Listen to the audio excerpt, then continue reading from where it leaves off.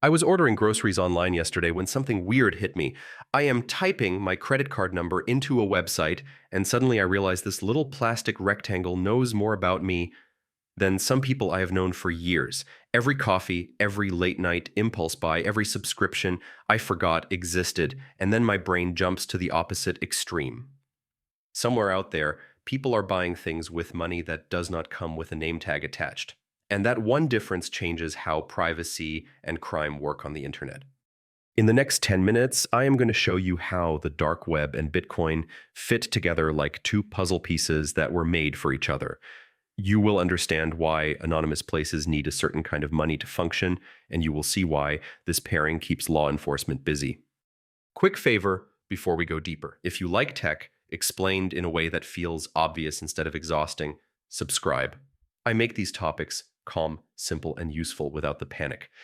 Here is what most people get wrong about this connection. First, they assume Bitcoin was built specifically for illegal activity when it began as a broader experiment in digital money. Second, they assume the dark web is one giant criminal supermarket when it is more complicated than that. Third, they think Bitcoin makes you completely untraceable when the reality is more nuanced and, in many cases, more trackable than people expect. Quick test. Think about the last thing you bought online. You probably saw your name, your billing address, your card details, and a nice, neat receipt tied together in one place. That is normal commerce. Now keep that image in your head because the dark web world is basically trying to break that link, not always for evil reasons, but often enough that it matters. I'm going to explain this relationship using one simple model I call the invisible marketplace problem. Once you see it, you will understand why these two technologies found each other and why their partnership changed the conversation about anonymity on the internet. Now let us tackle the biggest myth, because this is where people get emotionally stuck.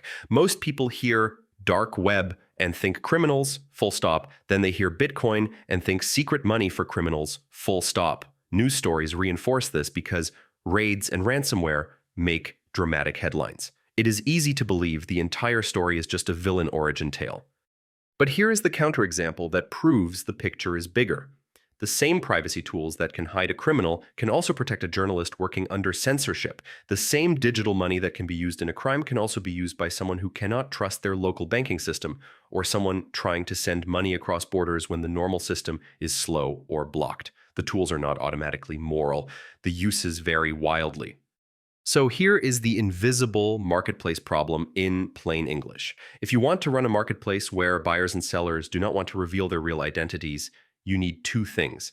You need a way for people to meet and communicate without handing over a clear identity card. And you need a way to pay without attaching the payment to a real-world name and address. The dark web helps with the first part.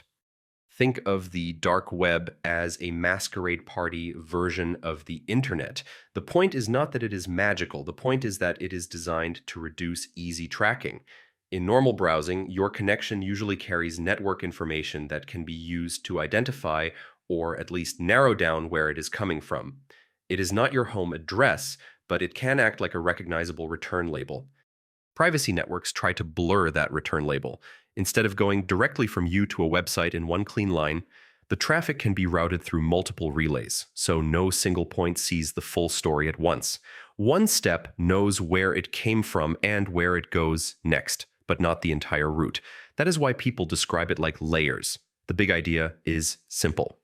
It is harder to connect a visitor to a destination when the path is intentionally indirect. That is the meeting place solution. People can publish sites and communicate in a way that is more resistant to casual tracking. But then you run into the payment problem. If you are trying to stay anonymous, you cannot just pull out a credit card. A credit card is basically a megaphone that shouts your identity into the transaction. It was designed that way on purpose. Banks need to know who you are. Merchants need to reduce fraud. Disputes need a paper trail. Credit cards are amazing for trust, refunds, and consumer protection, but terrible for anonymity. So an anonymous marketplace needs a different kind of payment. This is where Bitcoin enters the story, and this is also where people get confused, so let us make it obvious.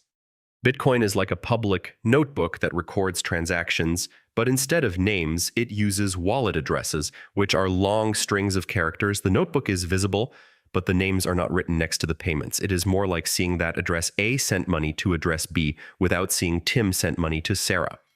Here's a simple way to picture it. Imagine a town where everyone does business using numbered mailboxes instead of personal names. You can watch Mailbox 47 send something to Mailbox 93. That is public.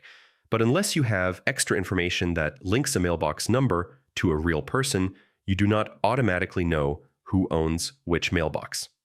That is the feature that made Bitcoin attractive to parts of the dark web economy. It let people move value without using the normal payment rails that demand identity at the point of purchase. So when you combine these pieces, you get a neat fit.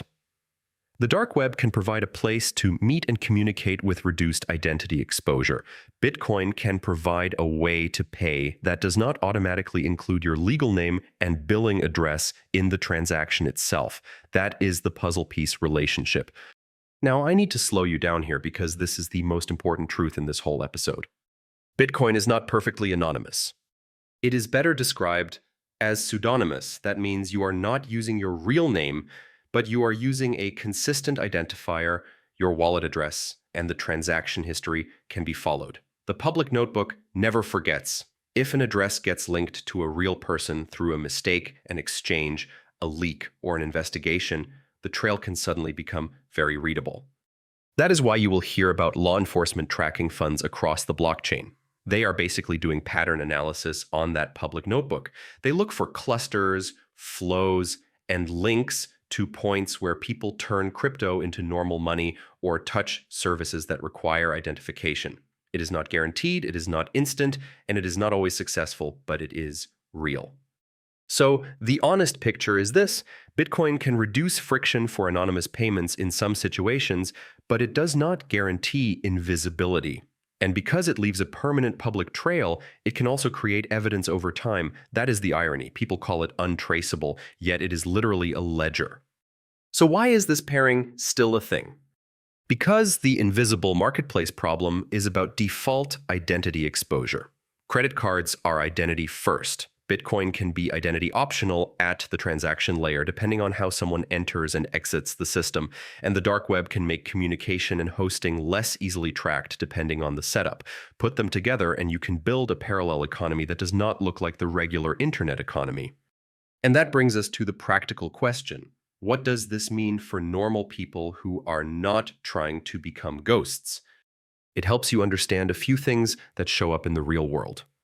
If you are wondering why ransomware groups often demand crypto, it is because they want a payment method that does not require them to hand over a bank account tied to a real identity. If you are wondering why governments struggle with regulating parts of the crypto ecosystem, it is because you are trying to apply identity-based rules to systems that were designed to move value without a central gatekeeper. If you care about privacy, it also explains why some people are drawn to these tools for legitimate reasons, like avoiding surveillance, protecting dissidents, or simply building boundaries in an era of constant tracking. At the same time, it should also update your mental model. The dark web is not one big crime mall. A lot of it is boring, niche, political, personal, or abandoned.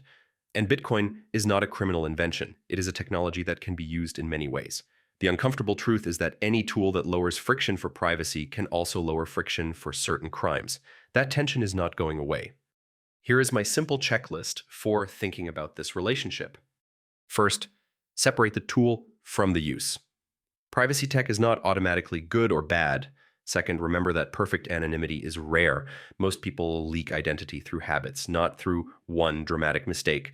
Third, understand the trade-off. More privacy often means less convenience and less protection. Fourth, recognize why the pairing exists. Anonymous communication plus less identity-bound payment creates a workable marketplace model, and that attracts both noble and terrible uses.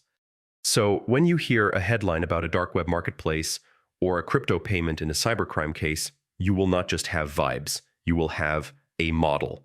The dark web helps with hiding where and who. Bitcoin helps with moving value without a name stamped on the transaction in the same way a card payment does. And the reason it keeps resurfacing is that the invisible marketplace problem has demand on the internet. People want privacy and criminals want cover. The same system can serve both, and that is the hard part. If this made the invisible marketplace model click for you, subscribe. I post more explanations like this that make complicated tech feel obvious, and I do it without the jargon or the fear.